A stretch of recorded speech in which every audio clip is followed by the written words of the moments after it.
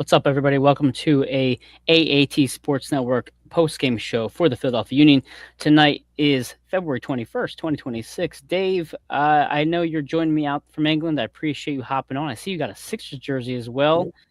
Yep. Disappointing night for Philadelphia sports. I was about to say, disappointing for Philadelphia sports. If you've been living under a rock for the past 2 hours, here's what happened: the Philadelphia Union went down to the nation's capital and they fell to DC United 1-0 to start their MLS campaign. A lot to talk about tonight. We have a red card. We have Ty Barrera. We have a ref that probably should have had two calls earlier in the first half. We have a lot to discuss. But Dave, what are your first impressions from the 1-0 result in DC? Well, I think a fun way to summarise the night is Frankie Westfield gets injured in the warm up. Your former striker scores the winning goal, and then your new main summer signing off season signing gets sent off for nothing. Probably when it's not your day, it's not your day. Just one of those evenings, I guess, where just nothing went right for the Union from the off, really. Get poor goal conceded directly from a Union corner, caught in counter attack way too easily. A common trend from last year that has seemingly crept through into this season. Happened way too often last year. Sure. Yeah, and I think, as I alluded to, once you get a man sent off, you really just. It's always going to be tough to get back into a game, especially away from home, but with 10 men. Mm-hmm. But to be fair to them, it sounds a bit weird, but they didn't really look threatened with 10 men either, did they? They actually I look. guess They almost looked better when they were yeah, down. But listen, we're going to unpack the injuries first. We're going to get into the starting 11 because I think that's a big or hot topic of conversation tonight. I see some comments coming in through as well. Joe says, "Does anyone have a six pack?" Our friend Val from Altoona, she's still watching the post game coverage on Apple TV. Hopefully, they mentioned something from Alado's red card. Griffin joins us. That might be one of the worst games by the Union I've seen in a long time. I think a lot of people are going to agree with you on that one.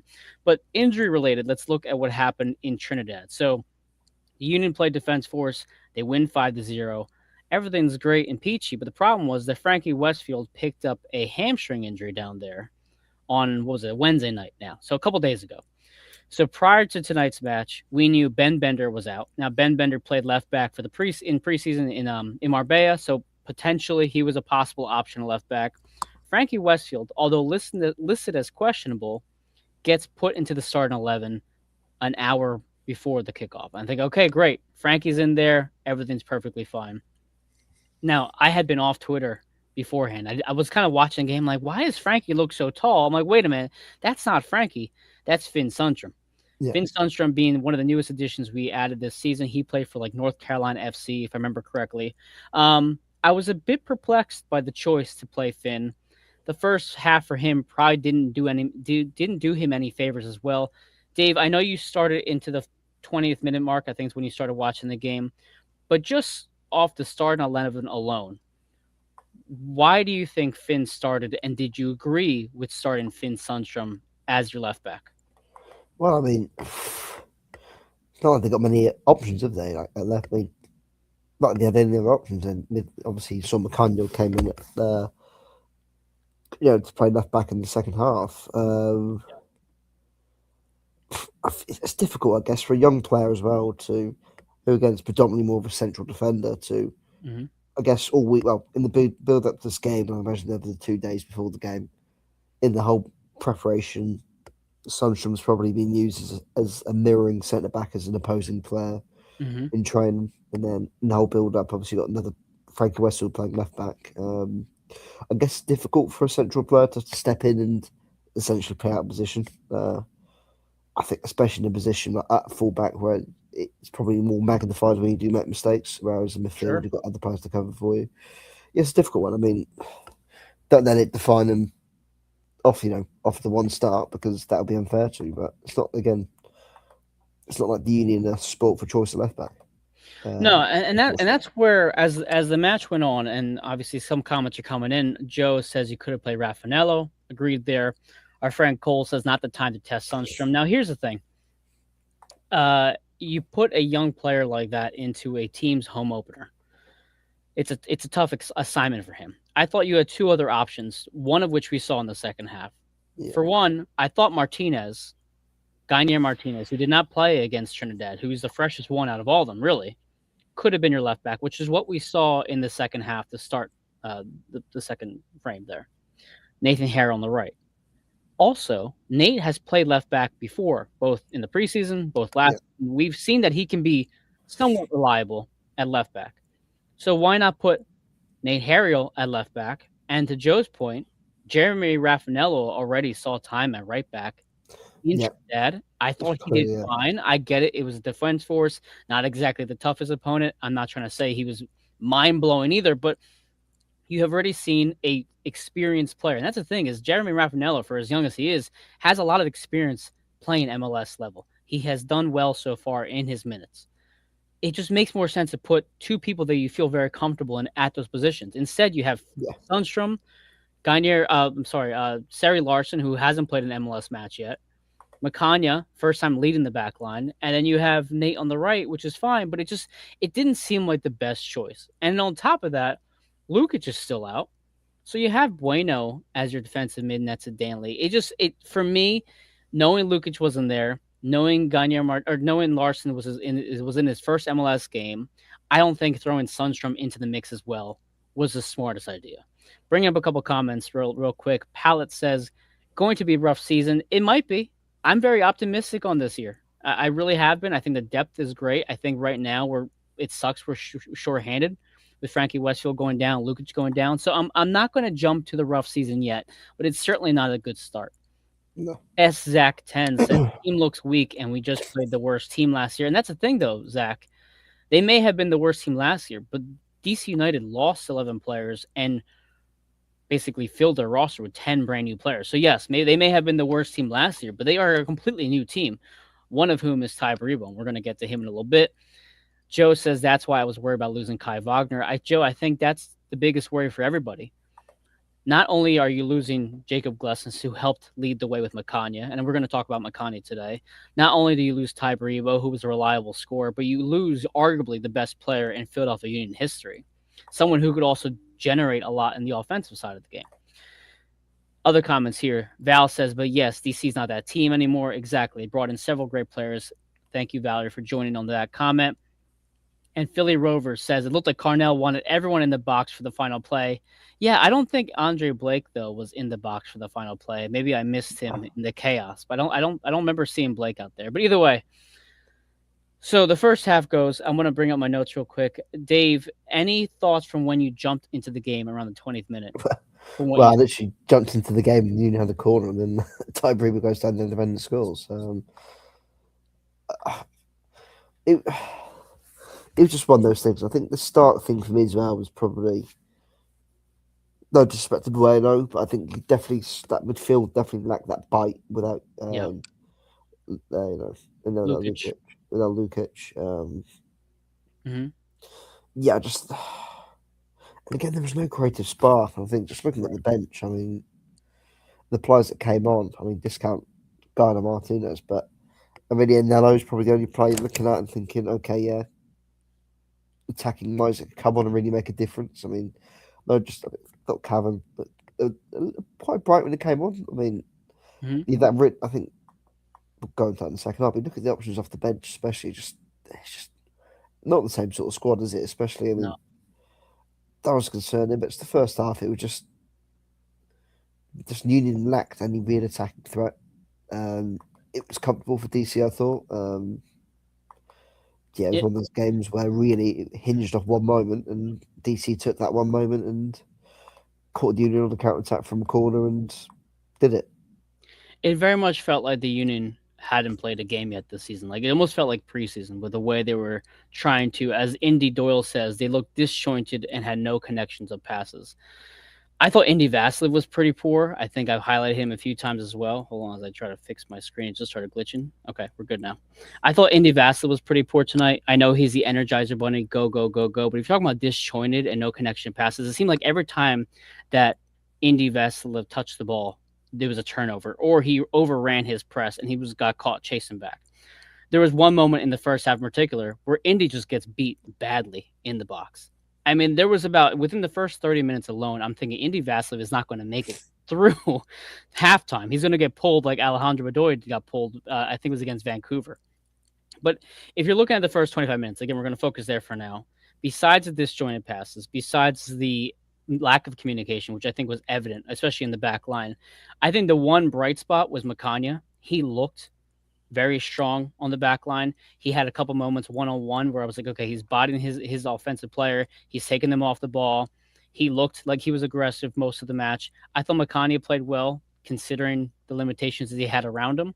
But the one hot topic of conversation that you may have missed was the fact that Ty Baribo throws an elbow upwards towards Larson. I believe he makes contact with Larson. Now, more often than not, an elbow is going to get some sort of card, at least Yeah, get looked at by VAR. And I know if you're going up in the air and you throw an elbow trying to get your space, that's one thing. But they were on the ground. You can see Ty looking back and throwing the elbow back. For some reason, nothing was called. As Valerie says here, I'm going to bring up some other comments as well. Should have been a red, but I don't see what for me. I understand that referees are human beings, but for me in any sport, I just want consistency not when there's VAR. officiation. Exactly. Go ahead. There was no VAR there. VAR. What are your thoughts on an elbow being missed like that? Got VAR. It's just simply. I don't even know how you can miss that. To be honest. Also, speaking of VAR, how was that not a penalty at the end of the first half? And there was that Oh, clear trip we're getting there. Don't worry, we're inside the getting box. there. Like honestly, again, the refereeing wasn't great today. I mean, again, a string of terrible refereeing decisions as well.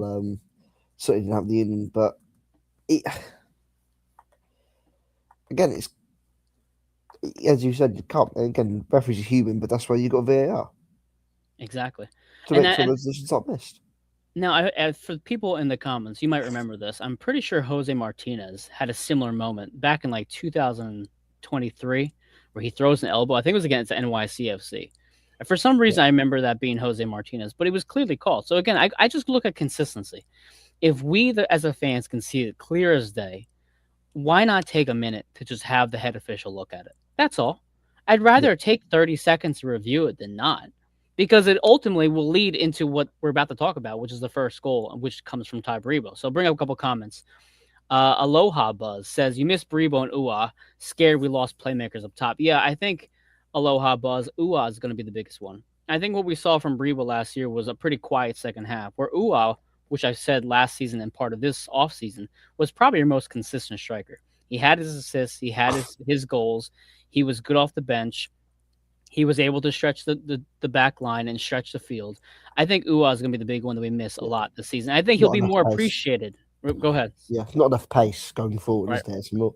Again, you got two more bigger, lankier probably strikers, and Damiani and you know, so Alado, who are probably more well built rather than Anua striker who's more pacey, plays on the last man, Yep. looks to get in behind.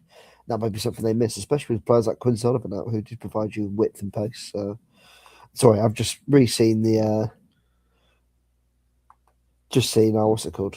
Just seen the Brewers to the back. That's violent conduct. See, you saw it. Okay, so you just watched the replay of the elbow. That's violent conduct. Now, go ahead, finish up. I don't get how that's not a red card. He literally. I mean, if you've gone up for the header and you've sort of lent him with your elbow a bit, you can get away with it. Probably yellow Right. card. But they're both literally on the ground. The ball's nowhere near them. He's turned around and swung an elbow at him. It's a red card. Listen, Dave, you're preaching to the choir here. That's the Like, first thing I thought of. Now, listen, I never like to blame the refs. I'm overall mostly saying it's the yeah, teams that are going to win or lose the game. I think the Union were clearly the weaker of the two teams, even before yeah, the goal even started or even happened. We saw the back line getting exposed. As I mentioned earlier, Indy Vasilevs gets his ankles broken in the box. So DC was yeah. clearly the better team in the first half, clearly the better team overall. But that's a pretty key moment that you miss. And then we're going to get to the midfield and we're going to get to the first But goal and what leads to it. Go ahead, Dave, real again, quick. if the referee does his job, the does his job, the first goal doesn't happen. Oh, you're It's again, segueing me perfectly. But it's before just we get there, Pallet mentions Bueno was poor as well. Lord of Olympia joins us tonight. Hello, Lord of Olympia. Thanks again for hopping in. The midfield was overrun. The quality difference from Lukic to Bueno was evident. Bueno was not good. And that's the thing, is that I thought Bueno played well against Trinidad. I thought he was very effective. I thought he was very involved. I thought Bueno was involved again. But once he got himself involved, nothing really came of it. Either he turned it over, he had some bad passes, he was a bit erratic. I think he ended up getting a yellow card later on in the half. We saw the best and worst of Bueno this week. We saw what he can do against maybe weaker talent, right? Maybe we can reference that back to even Leagues Cup when he had that big outing.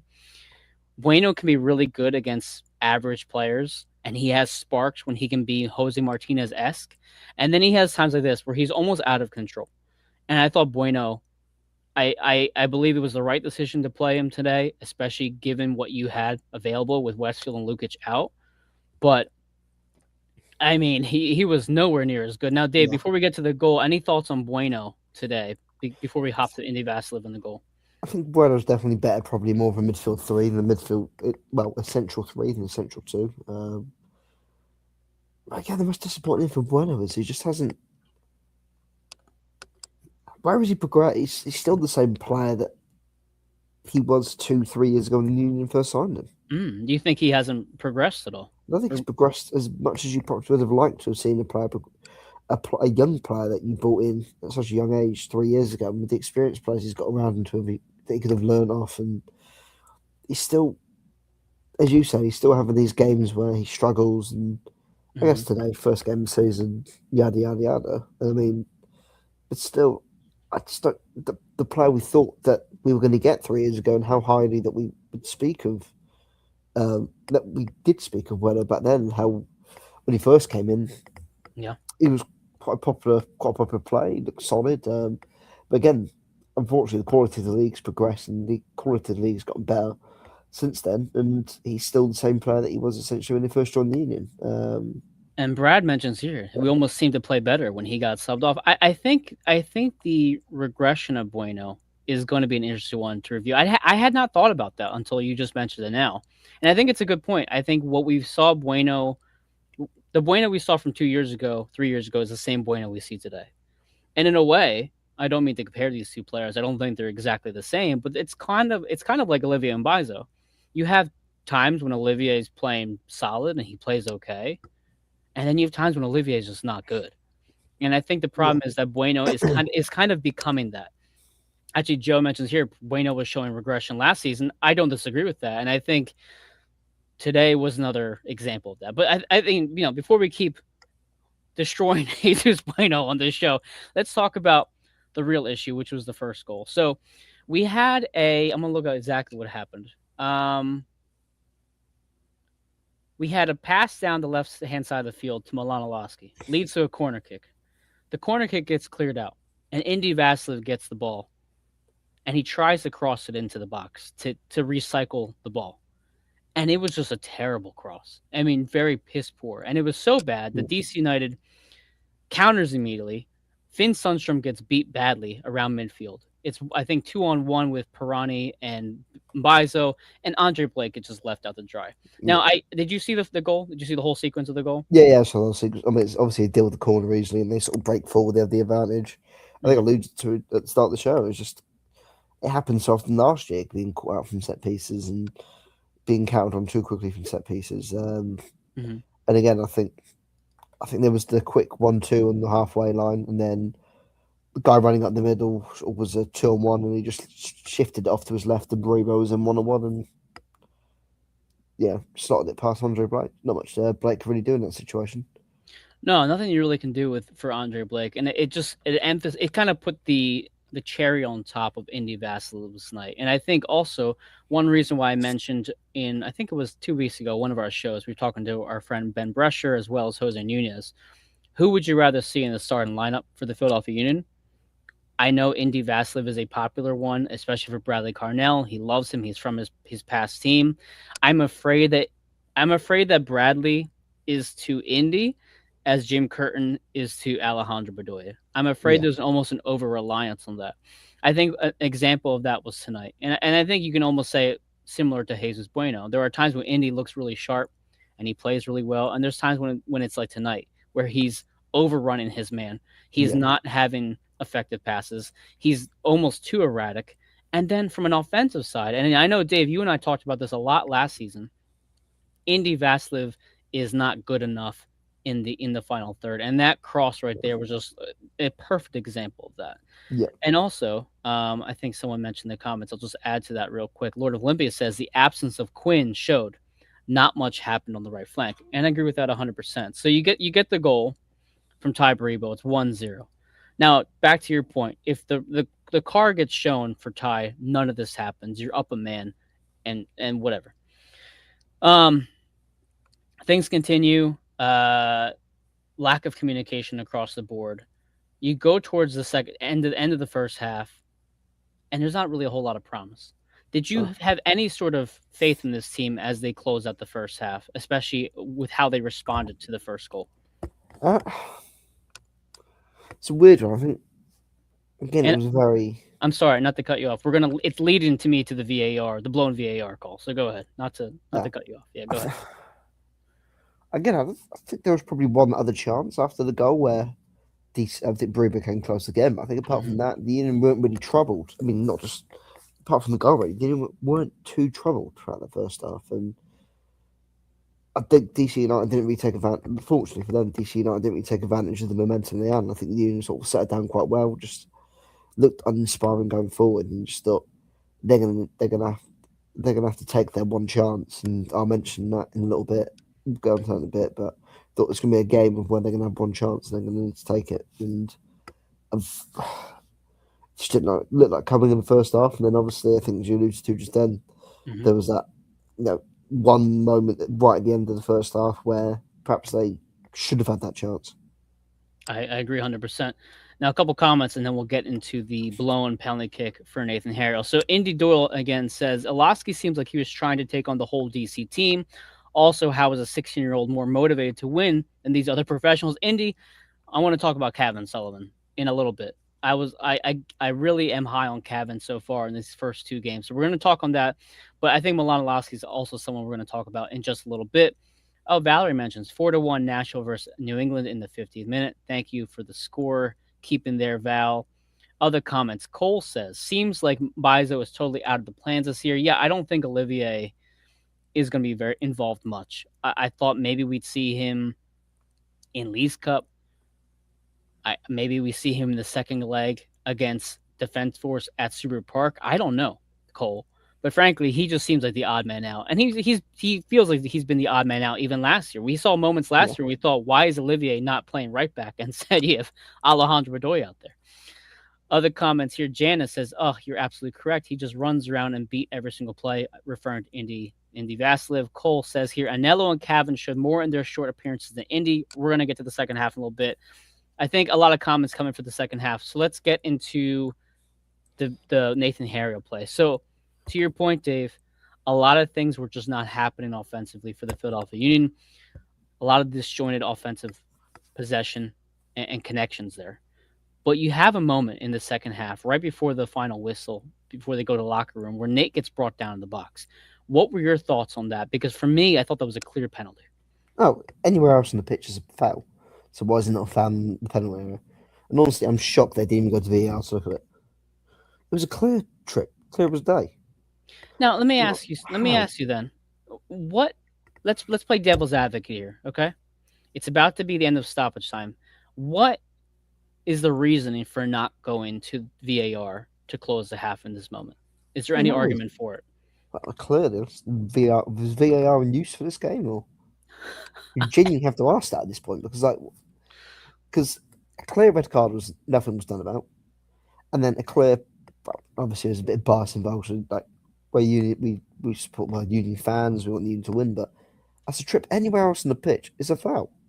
So at Mhm. least go and have a look at the monitor, or let the referee have a look at the monitor because he was clearly tripped. His momentum was impeded by physical contact, Mm. whilst he was in control of the ball by an opposing player. Anywhere else on the pitch is a foul. So why is there not a foul inside the penalty area?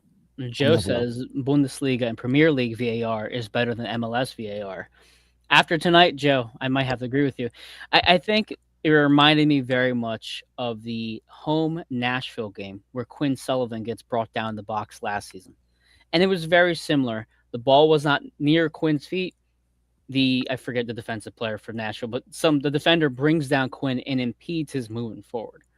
And if I remember correctly, I don't know if MLS does this. Do they apologize after they blow a call? I Probably. forget if it's NBA or MLS who does that. But either way, Yeah, probably will. there was a lot of heat from the fans after that blown call against Quinn Sullivan, and I think it's the same thing tonight. I don't know how you.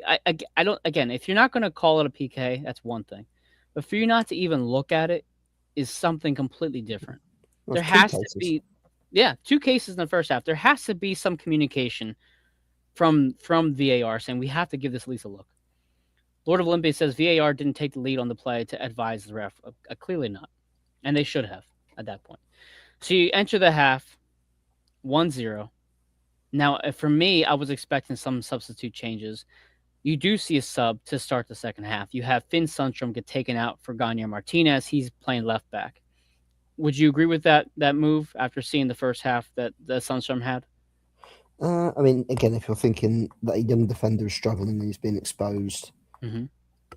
it's one of those tough ones where either you take him off as early as you can to protect him, or you keep him out there to not destroy his confidence. And I guess probably, perhaps Bradley Carter, I mean, or with a goal in the dressing room, perhaps Carnell sat down with him and just explained like how you feeling if he's struggling. Mm-hmm. It's one of those ones who's probably protecting him more than anything, and it shows one how far McCanya's come along that he's been trusted. He's trusted enough to then play out position and play out wide to Mm-hmm. cover than anything else. I think we do need to talk again. There's a lot of negative, and we're going to talk about Milan Lasky. A couple moments in the second half that annoyed me with him. We're going to talk about Alado going down for the red card. The bright spot tonight for me, besides Cavan and maybe Anello in a way, I thought Macania. Again, I want to say this for a second time. I thought he was good. He shows his speed. He shows his physicality. There was one moment in the first half where he just comes from like way behind the ball, completely wins the ball over the defender. I mean, he is very much becoming arguably one of the best center backs in the league Yeah, right before our very eyes. And I don't think that's an exaggeration to say. Do you? I mean, what do you think, Dave, on what Makania showed tonight, especially being down a man for 30 minutes? I think it's solid. I think as well. It was really weird the second half. I don't really know. The Union was sort of swapping between playing like a back three Mm-hmm. Yeah. and like a four. I think there were times where like McCartney would slot in at centre back, and then and then there were other times that he'd push out wide and to the left, and that Downley would drop deep into like as a middle centre back and sort of make it a three. But I thought he looked solid, and I think again that's a testament to how far he's developed and grown over the last 18 months. Where not only is he trusted now to obviously become the leading centre half of the team, but he's trusted enough to go out of position, yeah, to be played out of position, and to be trusted to hold his own in that role at left back. So fair play to him. A question from Lord of Olympia: thoughts on Sari Larson? I do like. I think it's hard to judge Sari, considering Finn Sundstrom was in the back line as well. So I want to see more time with Larson. I don't. I'm not opposed to him starting over Martinez. I'm not opposed if Martinez starts over Larson the next match. I'm fine with that. I want to see more. But what I did like from Larson was that he was getting very chippy with Baribo. Like him and Baribo were going at it all game. And that is something I want to see for my center backs. I want to see that they're going to get involved. I want to see they're not going to take shit from other players. I wasn't overly disappointed by Larson. I thought some of his touches were good. I thought he was fine on the ball. Did you see anything glaring, Dave, from Larson? No, I don't think we put a foot wrong. Just steady debut. Yeah, But again, I steady. think as I said earlier, it's not like the Union was stretched and it's sixes and sevens and struggling defensively all game and on the back foot. Like DC didn't create much. I mean, as I said, DC United didn't exactly pepper the Union with chances. I look at the stats. Hmm. DC United scored their only shot on target. So, Yeah. and the Union had more shots and, hang on, yeah, the Union had more shots, more possession, and more shots on target overall. I think one thing you can say about Larson, I see Jillian popped into the studio. I'll bring her on in a second. I think one thing you can say about Larson was that he was not someone that you talked about a lot tonight. Like we're No, talking about yeah, Vasilev and Bueno and other players that were noticeably poor. I don't think Larson was noticeably poor or noticeably great. I think he was just to your word was steady. Yeah. Zach says Larson was invisible to me, did just enough, I guess. I think that's a great way to put it. He did just enough to kind of blend in, where it was neither good or bad. We're Yeah. going to bring Jillian Almany into the conversation. Jillian, you're joining just at the right time because we're about to talk about the red card. We just kind of made our way to that point. There's a lot of comments coming in. So, Jillian, I'm going to ask you first. Anello gets brought on for Bueno. I thought that was the right sub. As we talked about, and as the comments said, Bueno was not good. I was excited to see what was going to happen, and suddenly you had this red card. So, what is going through your mind as you're watching that unfold with Alado? I was thinking that, of course, that's going to happen because when Ty didn't get any card whatsoever for the earlier altercation with the elbow, I'm like, that's so union, right? Yeah. As we like to say. But uh, I was I was in disbelief. I just felt like, you know what, this figure's going on with this. But I know I was really excited to see Anello as well. Mhm. And Alado with him, I was so excited to see what he could do in there in his MLS debut as well. And just what a bummer for how that went. I think he's going to learn from that. I think it's a huge learning moment, but unfortunate. Yeah. It reminds me of the red card we saw from Frankie Westfield against Houston, I believe. It was Yes. one of those young moments that I was like, yeah, like, but the thing is, though, in that moment, we could physically see what Frankie Westfield did on the field. Like, I Mhm. think he butt heads with one of the He Houston butted players. heads. Yeah, Kyle and I were at that game. Yeah, yeah, you guys were at that game. I remember hearing the Apple commentators say tonight that there was a red card for dissent. Now the problem is, so the ball's going to the towards the end line. The DC United player is shielding it. He goes to the ground. It almost looked as if Alado may have said something to him, or I thought maybe, God forbid, even spit on him. Like, just it was like that downward looking down on someone type of appearance. He Mhm. walks towards like the area of the box. The referee is walking towards him. And I'm not sure if he says something indirectly to him, but I mean, Dave, I don't know if you've ever seen a red card, a straight red given for dissent, but what were your thoughts on this whole thing? Because it completely threw the whole match away. I think we had, half hour down a man. I mean, it depends what's said to the referee, but it didn't really, like he said much to the referee either. It sort of looked like he was walking back. He definitely said something to whoever he shoved, who was sort of like, who shielded the ball out of play for the goal kick. Mm-hmm. So unless it was that and the referee's ever heard it, but even then, like, it's it's football. It's football. Like, you Mm-hmm. swear at your opponents sometimes. You ever go at your opponents? Like, people get yellow carded, or clearly in this game, get away with, common assault for a lot less and get a lot less. So, I mean, like, if he's called him, like, if he's sworn at the defender and referees ever heard it, like, okay, book him. Mm-hmm.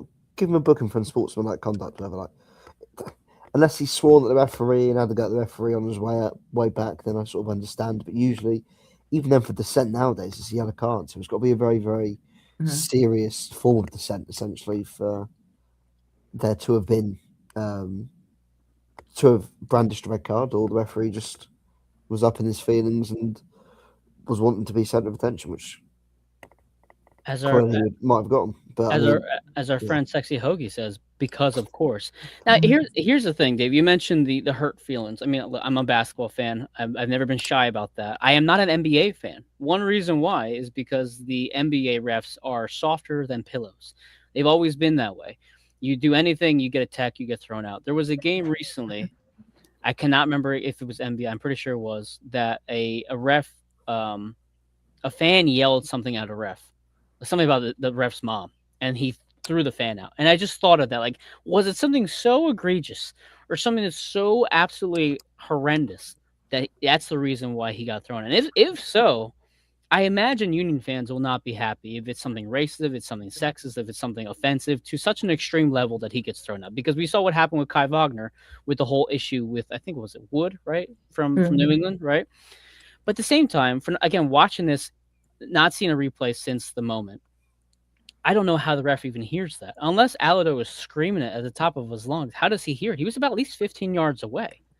So I'm very confused by this whole thing. It completely changed the complexity of the match. But overall, and as our AAT Sports member Ben Brescher says, it was a really poor game. But I thought the second half was not awful. We just lacked quality. So you go up a man, or you go down a man, I should say, for 30 minutes. And frankly, I don't believe the Union played worse once they went down a man. What were your feelings, Jillian, once you saw it 11 on 10? Well, I think that a lot of people in the fan base will agree, Union up a man, poor. Union Mm-hmm. down a man, okay, Mm-hmm. right? But oh yes, and yeah, we are twinning, Mike, by Oh the way. shit, we are. Oh, sorry, I didn't mean to hide. Oh my god, we're wearing Okay. the same. It is a We're good the same sweatshirt. sweat. It is funny. That is funny. But no, honestly, I thought that they like props them for keeping it together when they were down a man. And Mm-hmm. you have in that match, you had a lot of guys making their MLS debut, a lot of people playing out of position, Yeah. and so I thought that they kind of got it together a bit when they were down a man. And again, they saw some good shots actually. Mm-hmm. I thought Cavan was a highlight. I thought, he definitely is coming into his own this season. I liked what I saw from Anello. Mm-hmm. And so, I mean, there was definitely some good things there for sure. Jeff's looking good as well. So, Yeah. I mean, there's a lot of positives take from that. As someone who is a teacher, I'm always looking at like the constructive stuff and it's like, okay, what can we learn from this? But like, Mhm. I do give them credit for not allowing any goals during that time being down a man. So, I mean, you can take at least that away from it. Absolutely. And yeah. Oh, and I have to agree with like the one comment.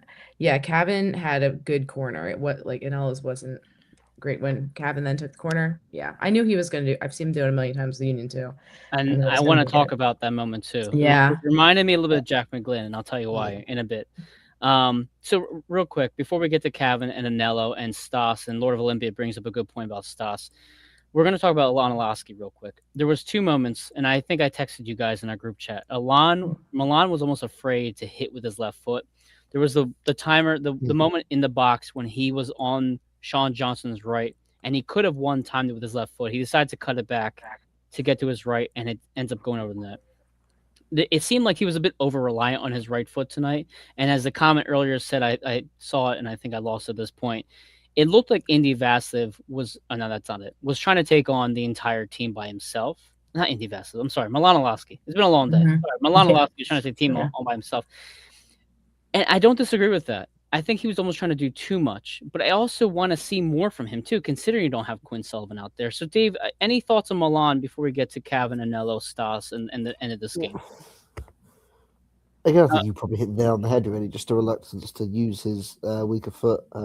Yeah. I think that was the big one. Mm-hmm.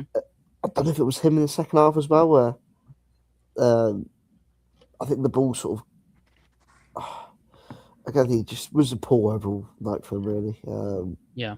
Again, trying to do too much, perhaps again. I think Lucha without Quinn and probably being looked at as the main attacking outlet or the main creative spark of the team. Now you haven't got Kai Wagner or Quinn Sullivan in that team. I mean, perhaps was he trying to overcompensate for what was missing, trying to become the main man, maybe. But yeah, I think there was that alongside tonight. I think there was that distinct lack of quality going forward in the tackle, no lack of creativity was definitely missing.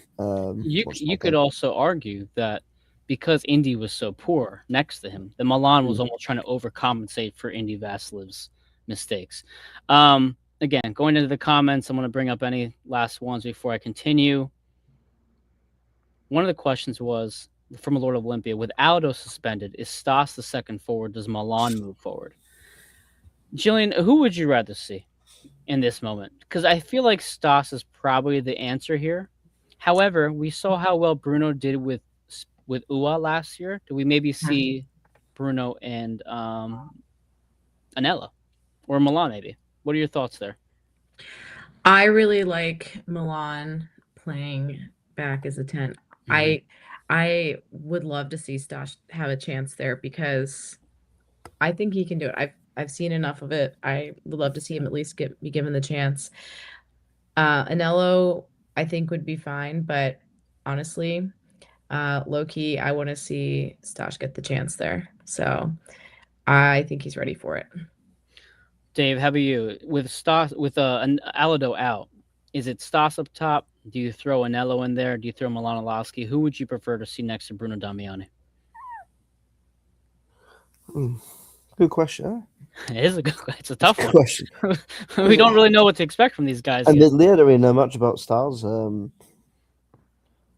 think again, you've paid that money to bring Anello in. Do you either start him up front, or do you perhaps use him as more of a wide man, more of a threat out wide, just to see what he can offer you Hmm.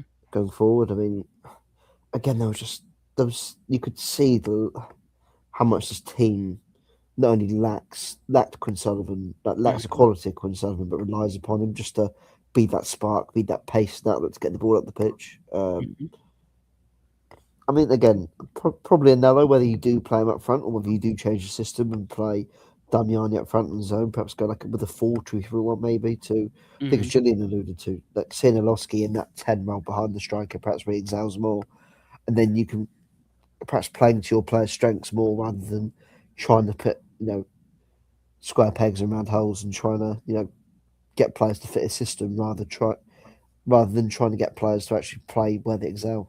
Maybe they do go the 4-2-3-1 or which Nello can play wide as well as a forward. So I mean, Yeah, and let's we see know that. Anello was used as a winger a lot with his Yeah, previous club. As Joe mentions, keep Olowski's at 10 and have Stas up in the forward with Damiani. I agree with that as well. Lord Olympia mentions Stas is a big body, his quickness a better option with Bruno.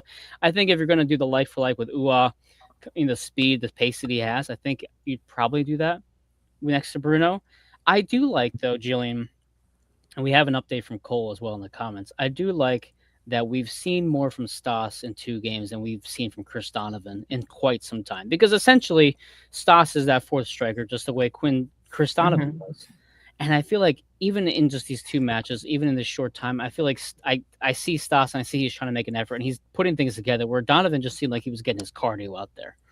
I don't know if you feel that way, but I do Yeah. at least.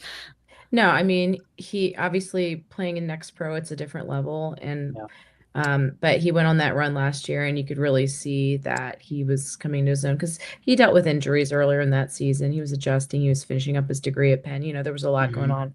So I do think that he does bring a good skill set. He has a knack for finding the goal there. And I mean, I would 100% have rather seen him in there than Chris Donovan. No offense to Dono, but None yeah, taken. 100%, 100%. So, and and he does have like, I mean, he's strong. He has a big body in there. He can, I mean, you saw how, I mean, obviously, Defense Force wasn't the greatest opponent, but he was getting his shots in there.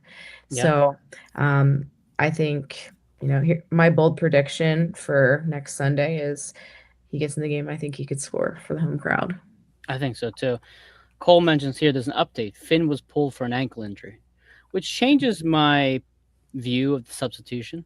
Now, if Finn was healthy, I mean, maybe he sees more time at left back in the second yeah, half. I'm not entirely sure. I think overall, starting Finn in that place in that moment was probably a mistake from Bradley Carnell, and I think Bradley has earned our respect and has earned some leeway with his decisions. But I think in this moment, when you have Martinez and you have Raffanello and you have Nate who can play left back, I think putting Finn in that moment was probably the wrong decision. It's unfortunate to hear he has an ankle injury. Maybe that's the reason why he wasn't playing that great. Um, let's talk Anello. Let's talk Kevin Sullivan. Dave, I think Anello brings a lot of pace. I think you can see his movements with the ball. I feel like his passes tonight were a bit off though. There's about 4 or 5 moments where he just kind of he was trying to do a little bit too much. Any yeah. thoughts on Anello's performance today before we get into Kevin? I think he probably summed that quite well. I just think just try and do too much in a situation where one perhaps trying to impress in his debut, but I think Sure. as well, I think there's probably that act of probably a bit more desperation when you're playing down with 10 men. You feel like you need to do more and perhaps overcompensate to try and um, do that extra bit to try and help the team. Yeah. As a younger player as well, coming in trying to make an impact again. He's Hmm. coming off the bench. He's going to want to be pushing to play the next game, whether it's against Defence Force or against NYCFC next week. Hmm. Yes, understandable. I think it's probably something that comes with age, where sometimes when you are playing 10 men, doing the minimum is or doing just enough is the right thing. Um, Sure. but yeah, I mean, I'm interested. Obviously, we're talking about the lineup for next Saturday. I'm interested to see how young of a team they go with on there. Um, in midweek, obviously, but as well with now Defense. if Sundstrom's got an injury, you've lost Frankie Westfield, you've lost Alado. Um, I mean, again, you're already winning 5-0. Do they go with a very, very young team in midweek against Defence Force and then go out with a hope to get a couple of bodies back and go full strength next week? I think, as Gillian said, could it be a good opportunity for Stars to get in there, score a couple of goals maybe, and build his confidence up where then where he's knocking on Bradley Carnell's door and saying, look, I played well in the first leg. I've scored twice in the second leg. Yeah. Out of those suspended, give me a chance to prove myself up front. But I think it's touched upon as well. It's great to see the trust that Bradley Carnell clearly does have with the Union 2 players and being able to call players up. Because, I mean, obviously, how often will we sort of sat there saying, oh, like, player X or Y has done a good job with the U2 and why doesn't he get a chance when the Union perhaps was struggling for bodies? And Sure. again, Jim would persist with the same players or he's played the same 11, 6 games on the trot and go into games with like 5 substitutes when they had injuries and players, away on international duty instead of calling the players up. I think it's good that there is now a clear pathway for players in the U2 to come into that first team, naturally play a role, play a part, as opposed to doing well in the U2 and then probably end up going on loan to another MLS team and going permanently there before making a name out of themselves. So good to see that, there is a clear direct pathway now into the first team for these players who hopefully can become bigger parts and play bigger roles in the future. And hopefully again, Stars' goal record last year was pretty good. So, hopefully he can translate that into the first team, even if he gets 6, 7 goals this year and solidifies himself as the first team player. Well, not only do his case a good going forward, but it'll be a great advert for the U2 and just how good the level of the MLS Next Pro has continued to grow and develop. Yeah, I think that segues us perfectly into Kevin Sullivan. Saw a lot of time with Union 2. I know, Jillian, you've seen plenty of Kevin Sullivan. The comments so far have been pretty high on them. Anello and Kevin showed more in their short appearances than Indy did in his long appearance. Aloha Buzz says the team was missing some leadership. Kevin was a bright spot coming off the bench and seemed to want to take charge out there. Valerie says Kevin did look very good. Nice corner, too. We're going to keep going down to the Kevin Sullivan comments. Valerie says, I thought Kevin looked like the adult in the room. And Valerie also, I feel like I said this before, but Kevin looks taller. He looks bigger. He looks much more like an MLS player now. Other things with Kevin, nothing that I see in the comments. So Kevin gets brought on. I feel like similar to what we saw against Defense Force, he's active. He's trying to take players one-on-one, which is what we say about Quinn all the time.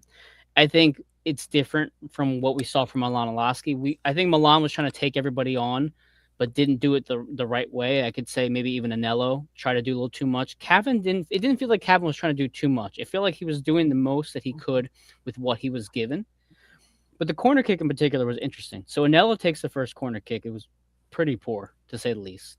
But then Kevin goes over there, and he verbally tells him, no, back off. It's my turn to take the corner kick now, which, again, reminds me very much of Jack McGlynn, that very cocky, arrogant young man who just takes charge. But, Jillian, I want to hear your thoughts on what you saw from Kevin. But also, did you see that kind of attitude down there in Union 2? Because I loved seeing it today. Not not overly cocky, but yeah, I could see that.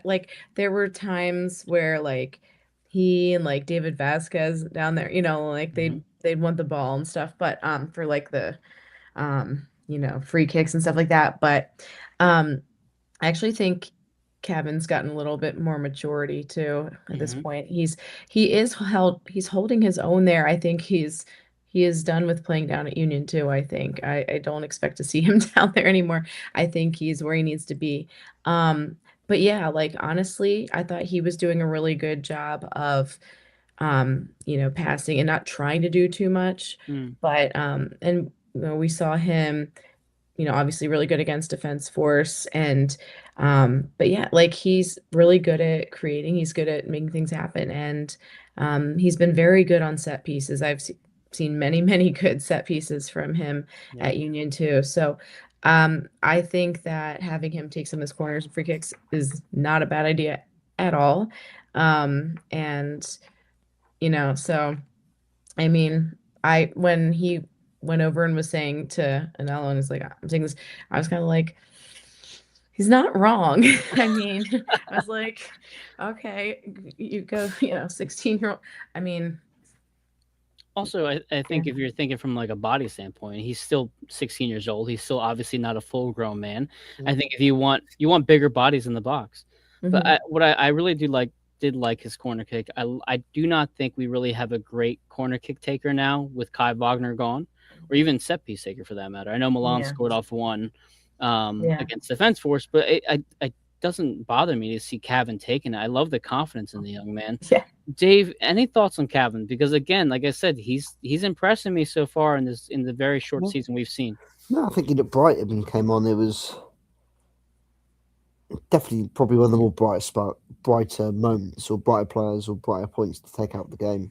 And Mhm. again, I think alluding to the corner, that corner was probably and I said earlier in the show, like it was going to be that one chance if the Union were going to score. I thought that was the one chance. I thought it was a great ball to the back post, and Harriel got up, and I thought he out jumped his man. It wasn't a free header necessarily, but he Mhm. somewhat had sort of a clear header at goal, just couldn't make the right contact with it, and Yeah. unfortunately sort of skimmed off his head and went wide at the near post where ideally if he makes proper contact with it, he's either heading it back across goal to the 6 yard box or he's heading it towards the far corner, Yeah. which you're sort of hoping he was trying to do, but he just couldn't quite make the contact with it. Yeah. There was a one chance at the end. Admittedly, my stream didn't have commentary, so I couldn't I couldn't make out who it was, but I think it was at the final moments of stoppage time when they played the low ball across the box, and Yeah. I Mhm. think it might have been Damiani stuck a foot out it to try and make the final contact. Just couldn't get there, but I think there were sort of the two moments for the Union where, in the closer moments, that they sort of had to take. They just couldn't. It just wasn't that day, unfortunately. Pallet mentions a good point, and there was a comment earlier as well about Finn Sundstrom. And Pallet says the team has never been great at stringing together passes. Now, what we saw briefly with Defense Force was Frankie Westfield and Cavan Sullivan playing very well together. We saw the back heel from Frankie leads Cavan. I think ends up going to the Bruno Damiani goal.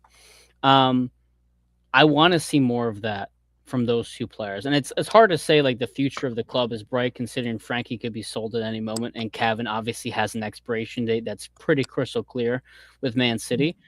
But I do like to see that they had chemistry in Union 2. They're coming up to the first team and they're Mhm. playing well and they look like they belong here. And to your point, Jillian, they should never have to go back to Union 2 ever again. But also to the point on Milan, when you have Finn Sundstrom out there playing your left back and he's just not really connecting well, Indy Vassal's not connecting well, it's hard to blame Milan for maybe trying to do too much when he's not surrounded by better quality out there. But I really was impressed with Cavan. I think what we saw as well too for when the substitutions were made was Indy got brought back into the defensive mid role. You saw him further closer to the back line when Cavan got brought in, which I thought was the right move. You needed more creativity as well. But I don't know, Jillian. I mean, how long is Indy Vassilev's leash for starting minutes if Cavan continues to perform this way? Because I kind of want to see more of him. Yeah, no, I would say short. Now, of course, Indy is like Bradley's guy, like, Yeah. I mean, I know Bradley has a lot of trust in him, but honestly, I think that I liked what I saw from Cavan better. I mean, like I was saying, and we were saying in the group chats, like, no, I want to see Cavan come in, honestly. And I'm not one of those people that's like, oh my God, Cavan, and then Mm. blah, blah, blah. Like, but I honestly think that it's time there. I think that he definitely had more creativity there and looked a lot better. So I would be all for giving him that shot, see if he can, you know, make more of it. At least until his brother comes back. And Yeah. Dave Cole mentions here is I like Indy better at defensive mid. We have seen Indy at defensive mid a bit last season, not a lot. I think maybe one or two matches. He has the motor for it. I don't think he's as talented as Bueno from a offensive standpoint. Maybe I think Bueno might have some better touches. But Dave, any thoughts on maybe Indy being the backup to Lukic rather than Bueno at this point? I don't know. I think It's just a Tuesdays. Yeah, it's a tough question. I mean, honestly, I'm not really sure. I mean, clearly going to be a disadvantage until Lucas is back. yeah. Regardless of who you play in there. I feel like going off today's game and obviously taking Bueno off as early as he did come off Hmm. could be an indication that he might be the guy that drops out. And as you sort of said, Vassiliev is very much Bradley Cardinal's guy. Yeah. But also, speaking of Bedoya being a Jim Curtin guy, shout out for Ali Bedoya getting on for another game. Yeah, coming on for another game late in Yeah. the game to try and save something. Hmm. Yeah, certainly fair play to him. I think. I think the injuries are going to play a part of it. To your Yeah, point, Dave, Lukic is out for the foreseeable future. We're not sure when he'll be back with the rib injury. Obviously, you're not going to test Westfield too much on a hamstring. You don't want to have him down this early in the season. Now you have Ben Benders out. I think he had an adductor. And now Finn Sundstrom has an ankle injury. So you have 4 players, all defensive mid, or if not, the backline players who are out.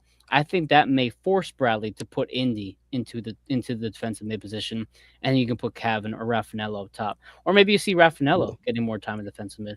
Either way, it's not exactly the best problem to have right now to start the season, but it's also not the worst problem because you have depth there. It's just a matter of finding the right pieces to put in the right place. And also, to Cole's point, well, if anything good came out of tonight, just read that Felipe Ndinga deal is done. Oh, so that must have just got announced, I guess, just a few moments ago because I missed that entirely. So thank you, Cole, for bringing that to our attention, helping us with the updates here. So that answers our question a bit at left back. Now, if that's the case, and I'll end the show with this before we, end a few final thoughts here. Ndinga's back, or Ndinga's at your left back. Jillian, who are you playing at right back, Frankie or Nate? Ooh, that's a great question. Oh gosh. Raffanello. Gosh. No. Bizo? No, I'm just kidding. Yeah, right. No. Honestly, that's tough. Mm-hmm. I think that what I've seen lately from Frankie has been really good, but if he's not 100%, obviously either, that's gonna make that decision easy. But Sure. yeah, honestly, yeah, I'm glad I don't have to make that decision. I know that's fine, Dave. Any final any choice on the right back if Ndinga's out there starting left back? That's a great question. Maybe kind of dependent on the opponent too. Yeah, I think matchup. Westfield probably offers you more going forward. Yeah, than Harry does. So I guess that's a really good one. What we saw today a bit from Nate was I saw at least 3 or 4 times today. Nate got the ball on the right hand side of the field, and he just got pressured immediately, or his touches trying to go forward were just not really effective whatsoever. I mean, to be fair, regardless, I feel like for the foreseeable future, at least anyway, it'll be Nate Harriel playing right back anyway, depending on the severity of Frankie Westfield's injury. Lord of Olympia says, could Nate move to defensive mid if needed? Listen, he's Nate played everything. He's played attacking mid, and he's also the backup goalkeeper if Andre, Andrew Rick, and George Marks all go down. So really, he could play everything. I think what you might see a bit is what we saw the reverse of last season, where Nate got hurt and Frankie filled in. I think in this instance, they might let Frankie mend up for longer and let Nate start on the right-hand side. I think it's also matchup dependent as well, as our friend Ben Brescher mentioned. If you have someone who's bigger in the attack from the opponent, maybe you put Nate because he can get up higher. I don't know. But either way, Jonathan Tannenwald mentioned the Union son of Felipe Ndinga is over the line. A source with knowledge of the matter tells the Inquirer. Official announcement still to come, and heaven knows about visa paperwork anymore, but the deal is done. That was at 10:27 p.m. just a few minutes ago. So the deal is done. The Union have a reinforcement now at left back. But overall, a frustrating night, a lot to talk about. I don't think too much to get overly heated about one direction. It's only the first game of the season. But Jillian, final thoughts on your side? Anything you want to plug to for the one team we agree on and your content? I think that again, there was players playing out of position. It's the first game. Like, everyone just take a deep breath and, move on a little bit, obviously, things for them to talk about and get ready for the next game. But yeah, we just, of course, recently had a great kit review episode with you, Mike. That was so much fun. So if people listening haven't checked that out, that's a lot of fun. It's a nice long one for you too, but we review all the kits in MLS. And so we'll have some things coming up though for the one team we agree on. Union 2 actually is going to have their home opener on Saturday. I'll be there. So some U2 content coming up. They're going to have their home opener before the first team. Go figure. So yeah, but you can follow us on the one team we agree on, at TOTWAG, and on our website and all that. So definitely, especially if you like the U2 stuff, we'll have that stuff coming up as well. And I thinking we should see a Union 2 kit shortly too. So I mean, I would hope so. Yeah, yeah. that'd be about time. One thing from Joe says, final thought, first game of the season, it's over, out of the way. MLS fix your VAR. Janice adds here, I like the coaching tonight. It was nice to see adjustments and the game get better versus Curtin doing nothing. And I think that's a fair point. I feel like Curtin may not have done as much. At least we saw more effort in the second half. We saw some options in the second half. Despite being down a man, it could have easily been 3-0, 2-0, and it wasn't. They finished tonight 1-0. They held their own. I will give some credit to that as well. And also, Jillian, for the kit review thing, for people who are watching, we did not plan to wear the same hoodie tonight. No, we didn't. This is completely by accident. I haven't worn this hoodie in like months either. So the fact that we did, just obviously the fashion brains working very well tonight. Mhm. It was a good time Yes. on that episode. I had a lot of fun. I watched it the next day. I loved every second of it. Dave, any final thoughts, sir, after tonight's 1-0 defeat? I think probably echo the same sentiment with Julian. It's only the first game of the season. Got out of the way. Again, seasons aren't defined by the first game. They're defined by, what you do over the course of an entire regular. Well, the MLS should define what you do by the entire course of regular season heading into the playoffs. I mean, last year we were looking, a lot more pessimistically at the season, and look how it turned out. So I mean, perhaps this might temper expectations a bit of last year. Perhaps this was the rebuild we were expecting last year. Like, who knows? But I mean, it's a young group of players, an experienced group of players. And you've got a lot of players, a fair few players coming in that are going to need to adjust to level. So it might take time, for things to really click into place. I mean, I guess definitely Bradley Carnell was earned the trust of the fans to show that he knows what he's doing. So hopefully it might take time, but there's clearly an idea there of how he wants to play, and the group of players he's brought in clearly shows that this is more of a long haul project than a win now, done by the moves they brought in this off season. So, well, listen, Dave, a lot of our Union fans are also Eagles fans. So if you know anything about Eagles fans, panic and over emotion and roller coaster is how we live our life with our sports. So I feel bad for Bradley in that regard. He has to get used to the Philadelphia fans being upset that we aren't winning the Shield or trophy every year. No, but I think you both bring up a good point. I think the comments bring up a good point.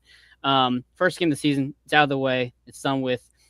Obviously, some things were out of our control with the red card, injuries, playing a big part. I can't wait to see this team fully stacked, fully healthy, not coming back from a 2-day trip of fornication down in Trinidad. Like, I'm ready to see like a regular, normal schedule, normal team. So I'm looking forward to the rest of the season. They play again on Thursday night, right, against Defense Force. Yep. We'll go live again, see what makeshift lineup Bradley Carnell puts on that game. We'll also be live after the NYCFC match on March 1st, which I believe is a Sunday, if I remember correctly. So we'll be here for coverage. Again, thank you everybody for joining us tonight. 1-0 defeat at the nation's capital. But as always, I should say, go Union. Doop.